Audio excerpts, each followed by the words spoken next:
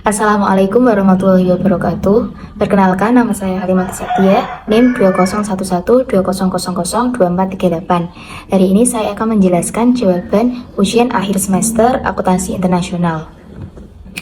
Untuk pertanyaan pertama, jelaskan maksud dari perubahan harga, bagaimana hubungan antara akuntansi perubahan harga dengan laporan keuangan, bagaimana dampak dari perubahan harga terhadap laporan keuangan. Maksud dari perubahan harga. Perubahan harga adalah perbedaan jumlah rupiah untuk memperoleh barang atau jasa yang sama pada waktu yang berbeda dalam pasar yang sama. Bisa dikatakan, perubahan harga itu ketika harga barang dan jasa dalam suatu negara mengalami perubahan. Harga tersebut dapat berupa kenaikan harga secara keseluruhan atau biasa disebut dengan inflasi, atau bisa juga berupa penurunan harga disebut dengan deflasi. Bagaimana hubungan antara akuntansi perubahan harga dengan laporan keuangan? Akuntansi perubahan harga merupakan akuntansi yang membahas perubahan nilai atau harga dan cara-cara mengatasinya. Perubahan nilai di sini meliputi perubahan harga karena perubahan nilai barang dan perubahan daya beli uang akibat berjalannya waktu. Perubahan harga yang terjadi akan menimbulkan masalah bagi akuntansi dalam hal penilaian, unit pengukur, dan mempertahankan kapital. Akuntansi perubahan harga merupakan bagian dari pelaporan keuangan untuk mencapai tujuan penyajian informasi keuangan. Bagaimana dampak dari perubahan harga terhadap pelaporan keuangan? Selama periode inflasi, nilai aktiva yang dicatat sebesar biaya akuisisi awalnya jarang mencerminkan nilai terkininya. Nilai aset yang dikecilkan mengakibatkan dikecilnya pengeluaran dan dibesarkannya laba yang dinilai lebih pada gilirannya yang menyebabkan beberapa hal. Yang pertama yaitu kenaikan dalam proporsi pajak. Kenaikan pajak akan berdampak pada kenaikan harga barang yang otomatis semakin mahal. Yang kedua yaitu permintaan dividen lebih banyak dari pemegang saham. Dividen secara umum adalah pembagian laba untuk pemegang saham berdasarkan saham yang dimiliki. Para pemegang saham berhak menerima dividen dari sebuah perusahaan setelah disetujui hasil dari rapat umum pemegang saham. Jadi, jika laba dinilai lebih, otomatis para pemegang saham akan meminta dividen lebih banyak. Selanjutnya, pertanyaan yang kedua yaitu, jelaskan maksud dari standar audit dan akuntansi global. Standar audit adalah sebuah aturan yang ditetapkan agar bisa dijadikan pedoman khusus untuk menilai dan melakukan evaluasi. Evaluasi tersebut merupakan evaluasi mengenai laporan keuangan perusahaan tersebut. Kriteria atau ukuran mutu nilai untuk melakukan kegiatan audit yang wajib dipedomani oleh aparat pengawasan inter pemerintah atau APIP. Akuntansi global. Dalam mengelola laporan keuangan di suatu perusahaan, akuntan memiliki pedoman atau acuan yang disebut dengan Standar Akuntansi Keuangan atau SAK. Selain SAK di Indonesia, ada Standar Akuntansi Internasional.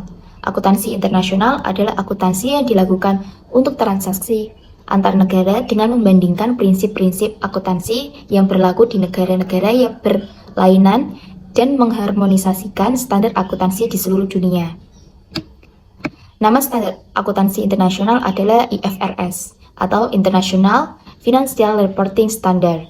IFRS merupakan standar akuntansi internasional yang diterbitkan oleh International Accounting Standard Board atau IASB yang menjadi standar global untuk menyusun laporan keuangan perusahaan publik. Standar akuntansi internasional atau International Accounting Standard atau IAS disusun oleh 4 organisasi utama dunia yaitu Badan Standar Akuntansi Internasional atau IASB, Komisi Masyarakat Eropa atau EC, Organisasi Internasional Pasar Modal atau IOSOC, dan Federasi Akuntansi Internasional atau IFAC. Jadi, IFRS merupakan standar akuntansi global yang sering digunakan para akuntan dalam menyusun laporan keuangan perusahaan. Standar ini yang membuat laporan keuangan di dunia bentuknya hampir sama dan akhirnya mudah dipahami oleh masyarakat umum.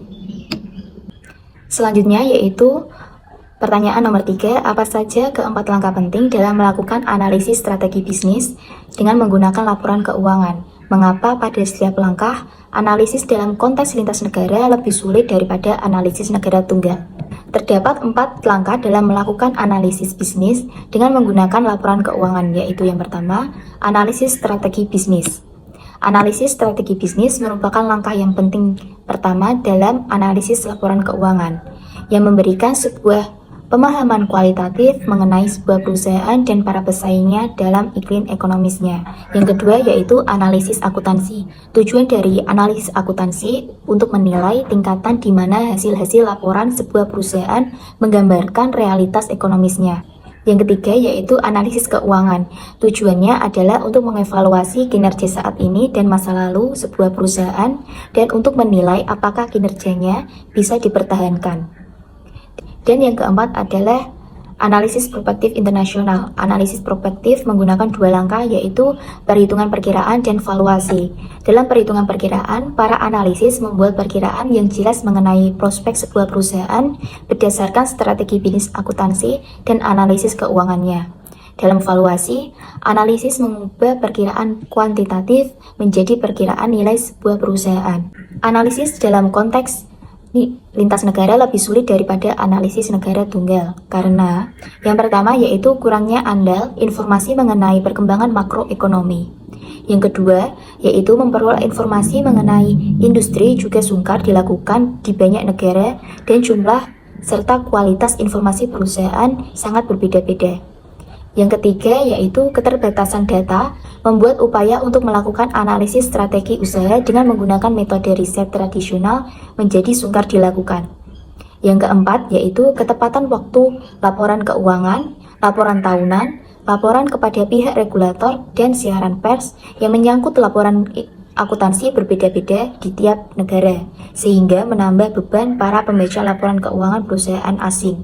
Yang kelima yaitu akun-akun yang berdominasi dalam mata uang asing membuat para analis menghadapi permasalahan yaitu berkaitan dengan kenyamanan dan menyangkut isi informasi.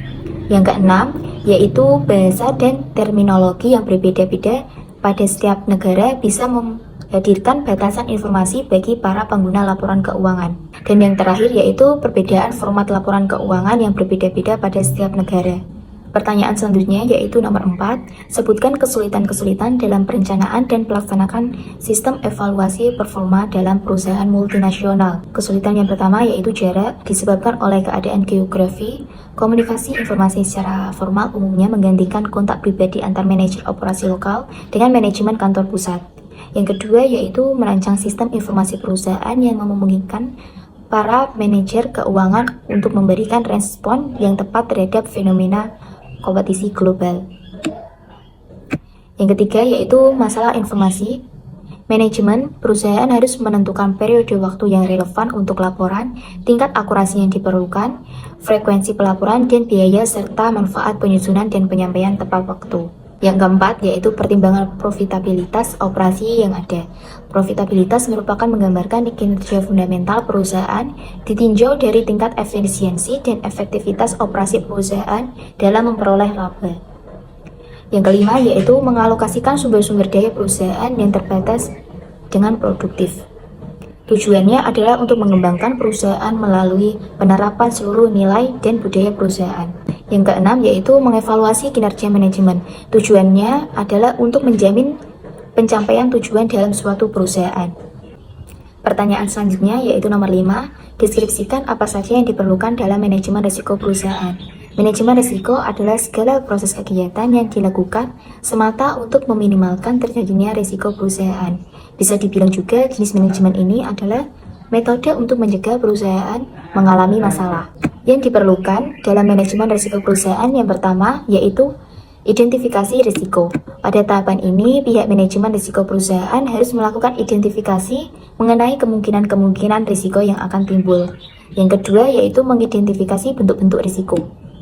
Mengidentifikasi risiko merupakan salah satu tahapan penting karena tujuannya adalah agar risiko yang berada pada prioritas yang harus segera ditindak. Yang ketiga yaitu melakukan analisis terhadap setiap alternatif. Tujuannya adalah menemukan cara yang tepat dan efektif. Yang keempat yaitu memutuskan satu alternatif. Dibutuhkan pengambilan keputusan yang baik agar dapat memilih alternatif memecah masalah yang tepat. Yang kelima yaitu melaksanakan alternatif yang dipilih. Tahapan ini, manajer perusahaan telah mengeluarkan surat keputusannya dan juga anggaran biaya yang dibutuhkan. Dan yang terakhir, yaitu mengontrol alternatif yang dipilih. Dengan melakukan kontrol, akan membuat perusahaan untuk bisa mengevaluasi jika terjadi kekurangan. Pertanyaan yang terakhir yaitu nomor 6, jelaskan maksud dari penetapan harga transfer. Bagaimana hubungan penetapan harga transfer dengan perpajakan internasional? Harga transfer atau transfer pricing merupakan kebijakan penentuan harga yang dilakukan oleh perusahaan untuk transaksi barang dan jasa atau transaksi finansial. Harga transfer merupakan harga jual khusus yang digunakan dalam transaksi antar divisi atau dalam suatu grup perusahaan. Harga transfer dibedakan menjadi dua, yaitu intra-company transfer pricing dan inter-company transfer pricing. Bagaimana hubungan penetapan harga transfer dengan perpajakan internasional? Pada perusahaan multinasional, harus dapat melakukan pengendalian dan evaluasi terhadap kinerja divisi luar negeri. Tindakan tersebut perlu dilakukan supaya perusahaan dapat dipertahankan di pasar global. Untuk dapat dipertahankan di pasar global, perusahaan harus dapat mengatasi faktor eksternal seperti perbedaan budaya dan politik, regulasi pajak, pembatasan ekspor dan impor, dan kebijakan lain yang ditentukan oleh pemerintah setempat.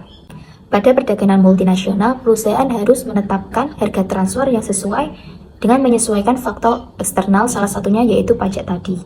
Selanjutnya, harga transfer juga berkaitan dengan kewajiban perpajakan.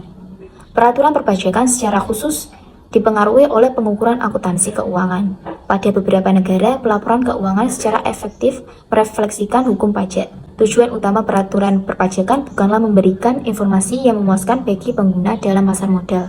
Hal ini menyebabkan relevansi nilai dalam pelaporan keuangan di negara dengan kesesuaian pembukuan pajak yang tinggi dikompromikan. Baik, saya telah menerangkan dan menjelaskan jawaban dari ujian akhir semester akuntansi internasional. Sekian dari saya. Wassalamualaikum warahmatullahi wabarakatuh.